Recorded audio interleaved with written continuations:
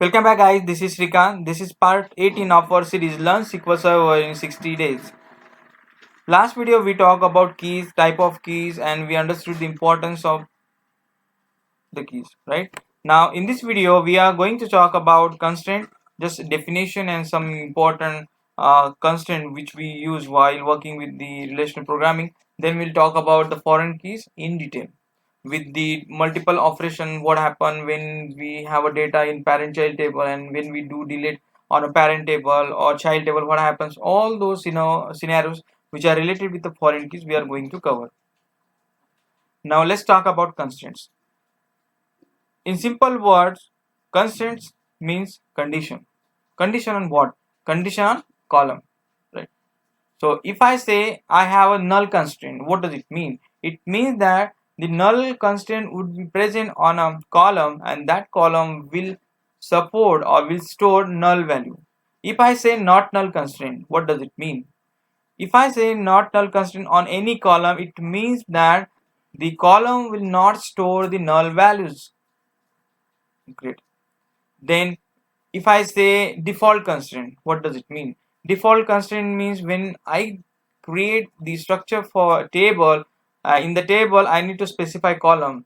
While designing the table, I need to specify some default value. If that value is not present in an insert statement, it will automatically insert the default value though you don't pass. For example, let's say if we have a 3 column and we are writing a statement for only 2 column and the third column which is having the default constraint and I'm not passing any value for that column. So when I see the output after inserting the 2 column data, I can see there is a third column which is also populated and that value I haven't passed, but that value is generated automatically because we have a default constraint on that. Okay, next the very important constraint is check constraint. What does it mean? So check constraint is very important. Check in the check constraint we need to specify some predefined condition. Let's say I am creating a table. In the table I have a column. In the column I must be sure that that column always have value greater than 100. It should not be less than 100. So I will add a check constraint on a column at the time of designing, or I will alter the table, and the constraint will specify while inserting data into the table every time the value which is less than 100 will be rejected and the value which is greater than 100 it will be passed. So basically constraint is very important, but to get more detail related with the constraint, before that we'll move to foreign key, because foreign key is also one kind of constraint.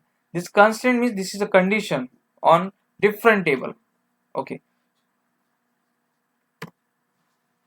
how foreign key works actually? Let's say we have a two table. First table item as the parent table, second table item as a child table. Okay, in the parent table we have a two column 1, column 2, and we have some data like a b c d f c f c. So these are random values I do have in a table. Great. Now let's move to the child table. In child table also we have a column 1, we have a column 2, and we have some data also there, a b and null and like this. Just try to understand the concept. So if I say I want to join this two table, what does it mean? It means that I need to create some linkage, right? And that linkage is called as the referential integrity. Referential integrity tells us that column these two column from different table are linked to each other, right? So from this diagram you can easily identify this is the parent table and this is a child table. These two tables are linked with each other through what? Through referential integrity. Great. Now if you see here column 1, this column 1 has the what? Has a primary key. If you see the key symbol means a primary key. This is a key symbol and you can see here this is a primary key. So parent table is having a column 1 which is a primary key, right? Then if we'll come here and if we'll read if column 1 is a foreign key, all values should belongs to parent table reference column, right? So if you'll observe it carefully, this is a column 1 and the foreign key is present on the column 1 on the child table, right? So this is a linkage between them. And if you observe it carefully, the A and the B, which are the value which already present in a parent table here, right? So whatever the value we do have in a parent table, the same value should also be present in a child table if we'll add the rows for the child table. Apart from that, it won't support. It support null values, but it depend on the cascading operations. Great. So this is how the foreign key works. Let's try to understand the syntax. So syntax is very simple. This is for parent table, we just need to create a normal table and we need to add a primary key on a table. And for the child table, let's say we have a two column. This is the column 1, this is the column 2. Data type we am giving like this. Then we need to add the constraint at the end of the table structure. So how do I add it? So syntax is like we need to write the name constraint. This is a predefined word. So constraint, then the new name for the constraint, then we need to write foreign key and on which column the foreign key is present from the parent key. So we need to give the child column foreign key referencing column. So here if I want to make the foreign key on column 1, I need to specify here column 1, right? Then references parent table, references parent table means table name, and here we need to specify the name of column. Then we have a multiple cascading operation. So the first is the no action, cascade, set null, set default. These are the 4 cascading operation which are basically defined on the 2 different action. The first action is delayed, another action is update. Okay, the same SQL script I am showing on my screen, which is like what was I shown just now. Okay, let's consider syntax first. We need to write the normal table syntax here, the table and the column name and all those things, right? And the constraint, if you see here, the null and the not null, these are the constraints. Here we have data. So after data type, we need to specify the constraint. If the column should support null, then we need to give a null value, or if column doesn't support, then we should give a not null value. Great. Then this is basically syntax for adding the foreign key. Syntax is constraint is a keyword, then the name for the foreign key, then foreign key, child name, lot of thing, right? Okay, let's try to move a practical now. I'm going to show you how to create foreign key on a table. So first of all, we need to create a parent table. So we'll create a parent table here. Okay, add column 1. I am setting it as int, then column 2 as int.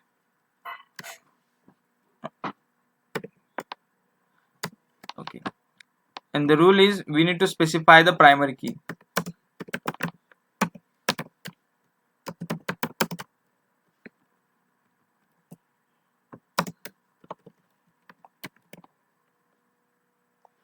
Primary key on column 1. This is the table. Just run the script. Now this table is created along with the primary key. Let's try to understand the syntax. So you need to select this table and press Alt F1. The moment you will press Alt F1, it will show you all the table information. It's like a help for that table. Okay. Now here we'll see all the structure, like what are the different column this table has, what are the different indexes which are created automatically or not. We'll try to show you here.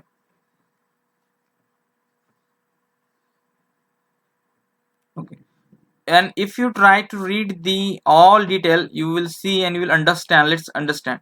So this is the name for the table is parent table. What I did, Alt plus F1 in combination.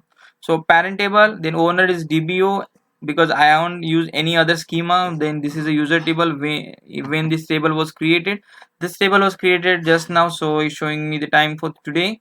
Then these are the two column 1 and column 2 with the type as the int, means data type. Then computed, these are derived, no length it will specify. Then nullable, the first column is not nullable because it's a primary key, and primary key never support null value.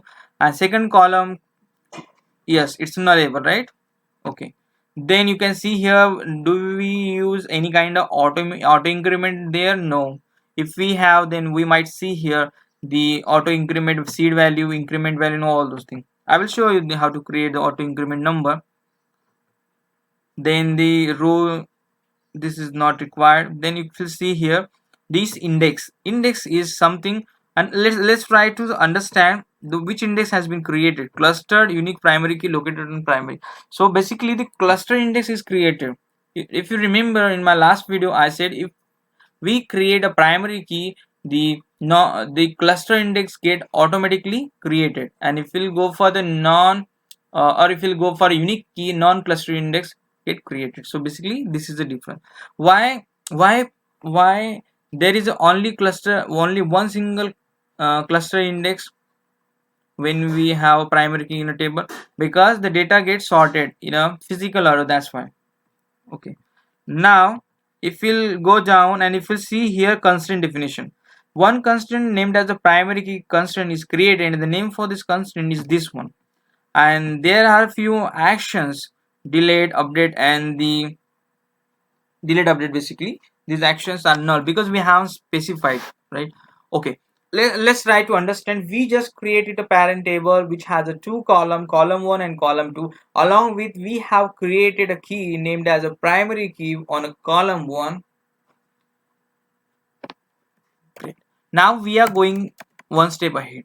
Now we are going to create a child table. For creating a child table, I'm copying the syntax so you guys feel very comfortable with this. So I am going to create a table name as a child table. Okay. The first column is column 1, second is column 1. The data type I am giving it as int, column 2 int, right? As I don't need to have any kind of constraint, so I don't need constraint here right now. Okay.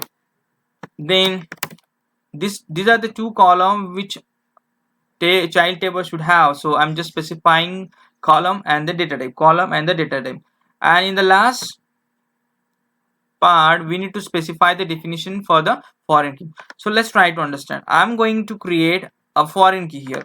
I'm naming it as my foreign key. This is the name for the foreign key, my f key.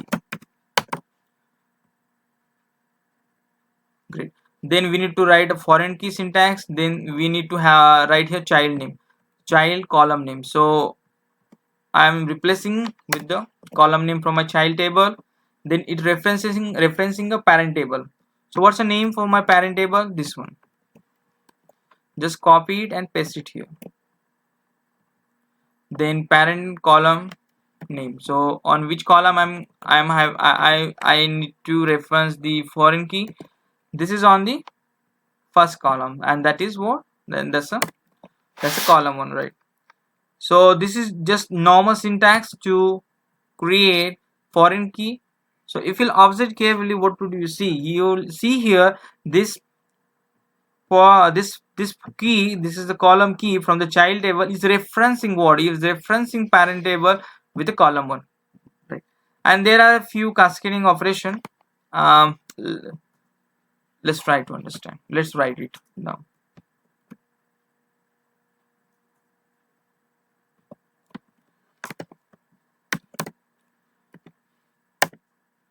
So we'll try to understand one by one. The first we'll talk with the set null. On delete, what happens? Set null. Then on update, we'll talk about it, don't worry.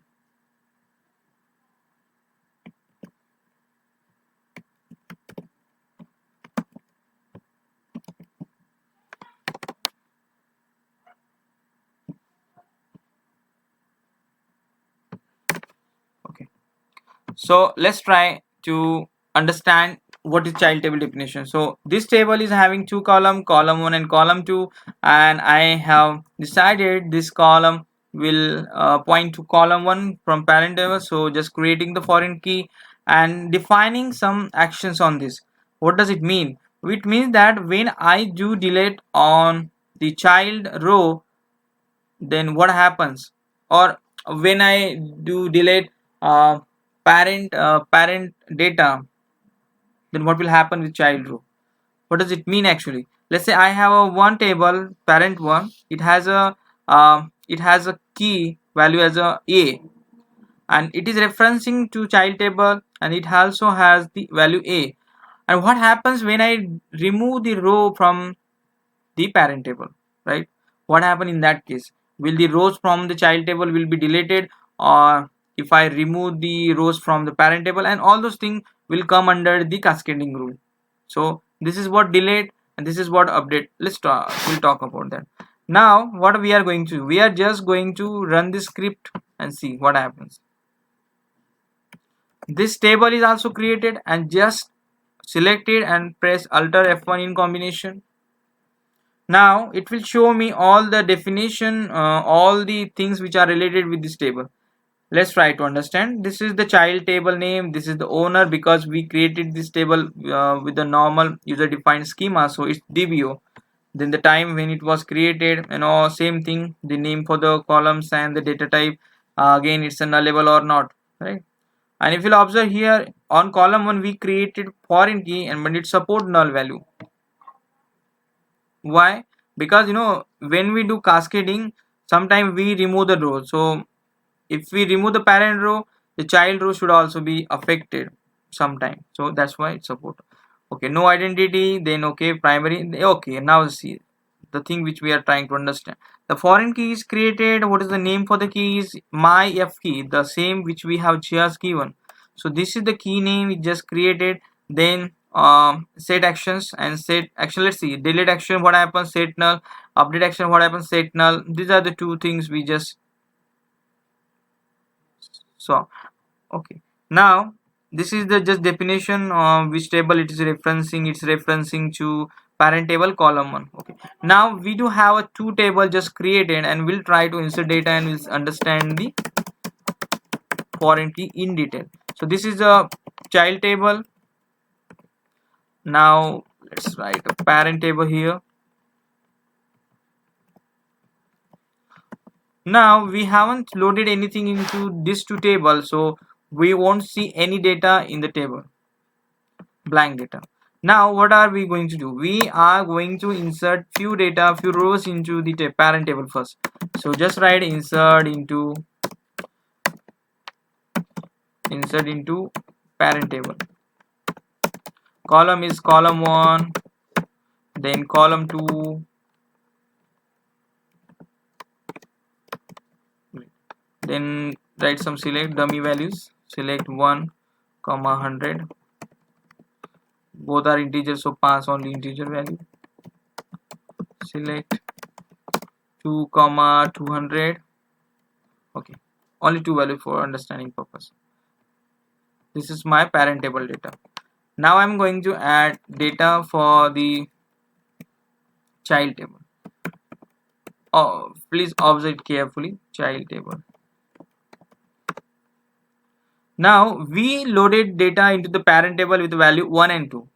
Now what I'm going to do, I am trying to add a single row with a column 1 value is 3 and this value is 500. What happened? Let's see now. It will show me an error. The error is the invalid column name column 1 because it has some value underscore. Now let's see what happened.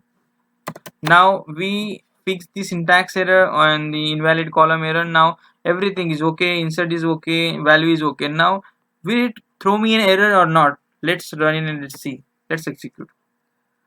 This query has written me an error. The error is insert statement conflicted with the foreign key constraint. Oh my god, what happened? everything is correct, right? The table syntax, table name is correct, syntax is correct, statement, all the statements are correct, values are correct, though I'm not able to insert the values into the table. Why? Because I am inserting a wrong value. I am saying column 1 is referencing to the parent table, and the parent table column 1 doesn't have 3 value. How does it work then, right? It won't work. So to work it properly, we need to choose the value between 1 and 2. So I'm specifying here 1 and loading it here. Oh, great. Now one row is loaded. Again, I'm loading same row with 600, for example. Let's run it. I can see here the second row is also loaded. Great. Now again, I'm doing one more insert. Now let's see. Three rows I have loaded into child table, and one more interesting thing, I already have one value for the column which already have primary key, and again I'm trying to insert data in this table. What will happen? It will throw me an error which will the what violation of primary key, cannot insert duplicate value. Okay. Great. Now let's try to understand the data. Parent table, coffee, then child table. Now let's try to understand the data. Okay, run the query. I can see in my master table or the parent table 2 rows are there. In a child table I do have these 3. Okay. If you remember, at the time of creating the table we decided set null. Now let's see what happened. I am going to delete value is equal to 1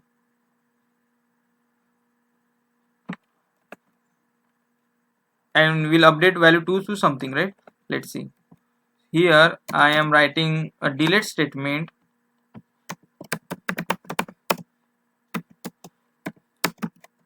where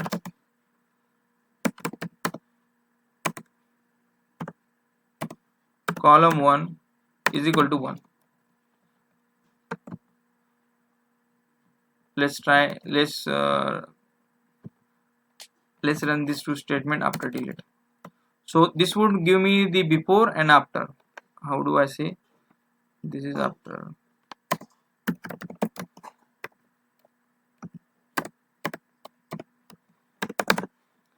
Okay. This is before, and once this delete would run, and what will happen? Now, as we decided the cascading rule as a set null, what happens when we remove the data from the parent table? Let's see.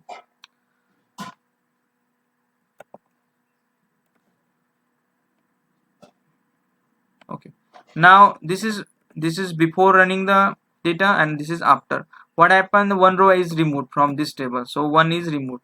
So it has only one row. In the next, you can see here these are 3 rows, and 3 rows are already present. But the rows are not removed. The values are removed. Where is one now? The one is removed because one is not present in a first table. That is the reason why we do have a cascading rule. This is the first. Then next, if we'll update 2 to 3, what happened?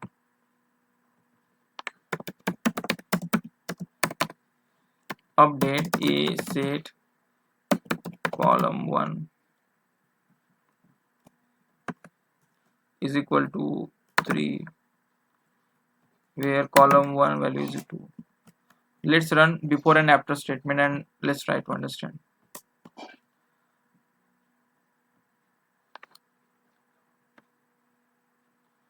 See, we updated 3. Now this 3 is basically, previously it was 2 and now it's 3. So 2 is removed, so it has automatically set values to null. The child row has not been removed, but the value has been updated to null. So this is the cascading rule with the set null. Like that, there are a few more. For example, if I say no action, what happens?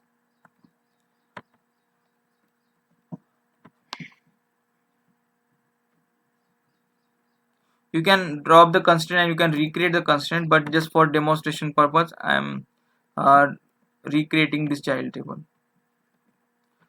or I can starting my demo from the fresh. to you guys get more clarity. But in real time, don't drop the tables. Drop it with caution. Again, we are doing the same process, creating the parent table, then creating a child. Okay, just create a parent table. We created a parent table. Then let's understand the definition. Now we are specifying the no action as a cascading rule. We are creating the child table. Great. Now let's come down. Let's insert 2 rows into the parent table now. Okay.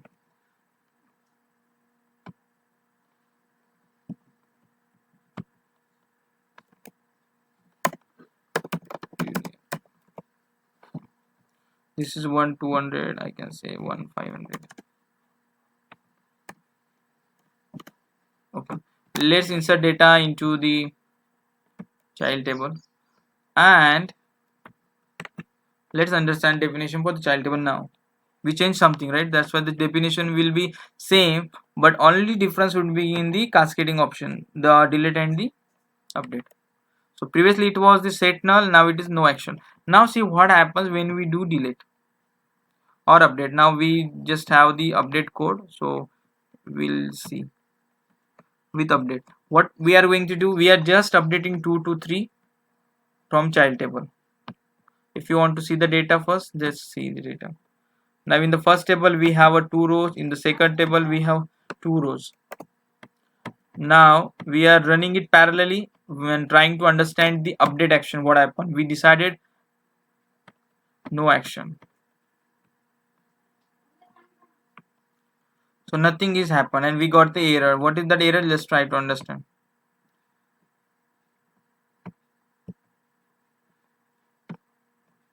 Oh, what's the problem, right? Just read it.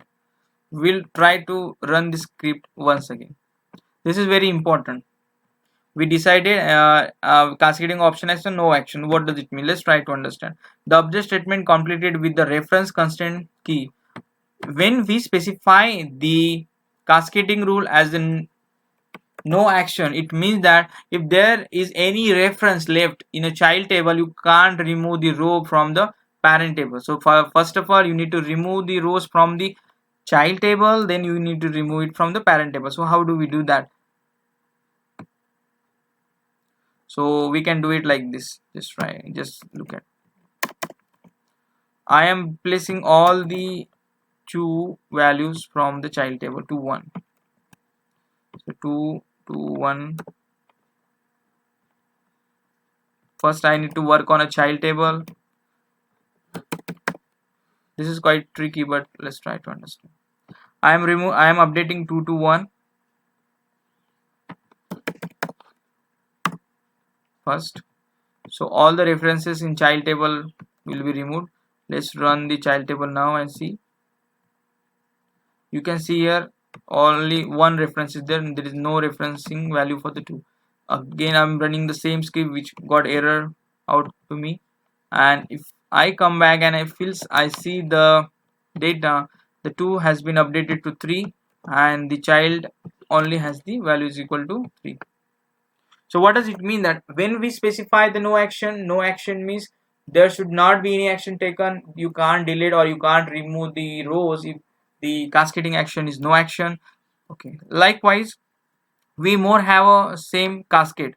So what is cascade? Cascade means when we remove the row from the parent table and the same row, if same value is referencing in the child table, the rows would get removed automatically. So there will be sync. If the value is present in the parent table, then there is a possibility there would be the data for the child table. If the value is not present in parent table, and there is 100% surety the values will automatically be removed or the rows will be automatically removed.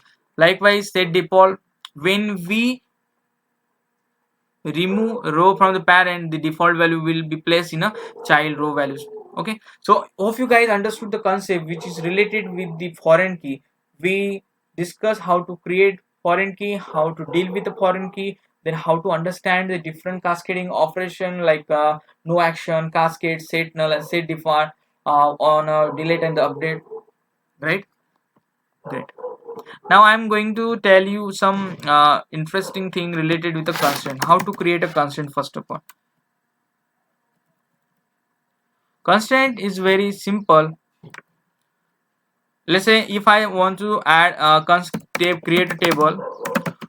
Let's say tab test with a column ID, and this column will never support not null, never support null values, right? So I need to add not null. This is the table which will be created and which will never have the null value. Let's try to understand. I just created this table and I'm going to write some insert statement for this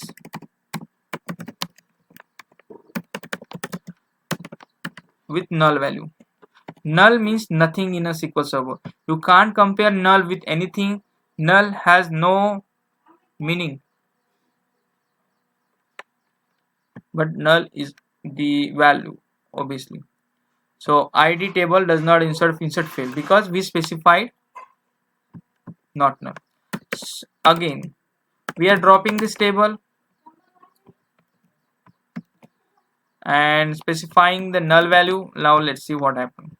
We are dropping table, we are creating table and saying the null constraint should be there. So what does it mean? It means that this column of this table will support the null value. I'm running the query again. Now this query is executed successfully. If I come back and if I run this query, I can see null value is present to the table.